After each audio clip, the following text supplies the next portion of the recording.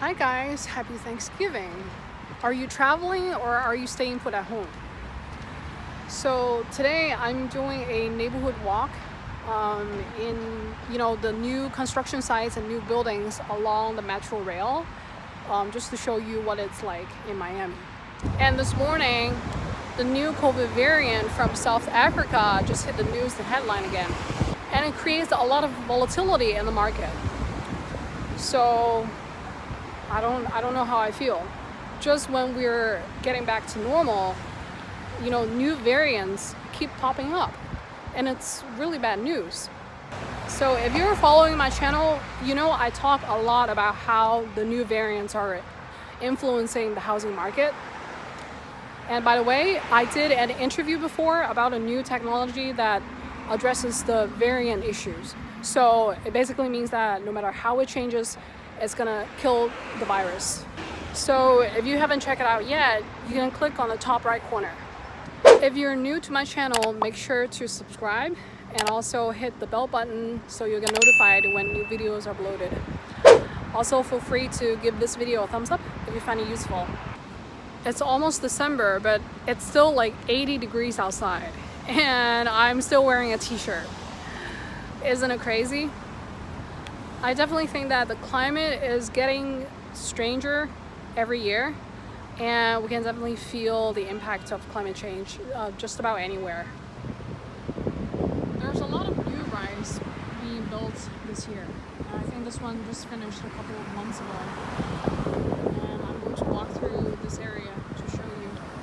On my channel, I talk a lot about housing crash and the housing affordability issue, but I also think that there are a few positive things about the easy money policy that the Fed has been pumping so far. And it's definitely making a city like Miami more urbanized and connected with the rest of the world. This building here is actually taking a few blocks, and it's pretty big. These new buildings are generally located near the metrorail because convenient public transportation is very important. And there are a lot of international investors and renters coming to the city of Miami. So that's why the price of both apartments and houses are going up like crazy. And that also includes the rent. But another new COVID variant adds more complication to the situation. And people don't seem to make a big fuss about it anymore and accept it as the new norm. I mean, I'm not really that surprised because the variants are changing all the time, but people still have to live and enjoy life, right? Speaking of rent and price increase, Brooklyn is sort of like the Manhattan right now. Because I hear people saying that, the one-bedroom apartment used to cost like $2,500, and now it's up to $3,200, $3,300, something like that. And more people complain about that. And in some buildings, it can cost up to $4,000. And it's just getting crazy. So I would say that Brooklyn is more like Manhattan right now. And that's the result of more international buyers and renters. There's a lot of activity here. And that also explains why there's a lot of new buildings in that area.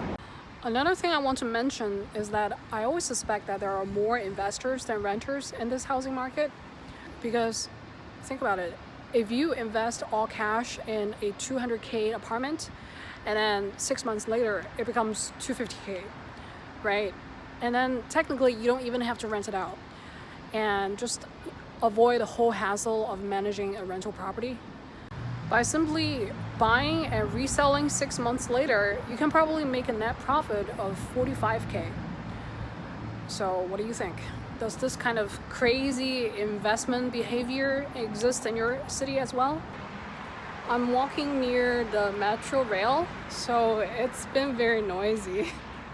Like the train comes and goes every 10 minutes. But I want to show you that this new building is actually a new fire station. The city just finished the construction of the fire station, I would say probably 6 months ago.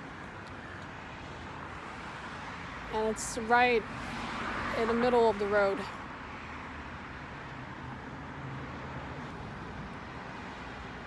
Like, one thing I would like to mention about the fire truck is that I've never seen any vehicle that's so polished and so new all the time. It's like the most polished and maintained vehicle of all vehicles. So it's actually great to see that Miami is booming. Now, I can tell you this, I don't know what the Fed is going to do next, but with the new variant coming, the Fed is probably not going to raise the federal funds rate anytime soon. I don't know how long it's going to take for it to do so, but given the look of it, I don't think it's going to do it. The new travel restrictions are in place again, so I don't see our economy going back to normality anytime soon. And we're just going to have to see what the new policies are and the market movement every day. And this type of unpredictability is also reflected in the housing forecasts. Just a few days ago, 3 institutional resources just revealed their 2022 housing forecast. The first one is CoreLogic, which says that the pricing will be 1.6% a year from now, which is basically the same as now. And the second one is Goldman Sachs, the big guy from Wall Street, saying the housing rally in 2022 is going to be pretty much the same as now, although slightly lower at 16%.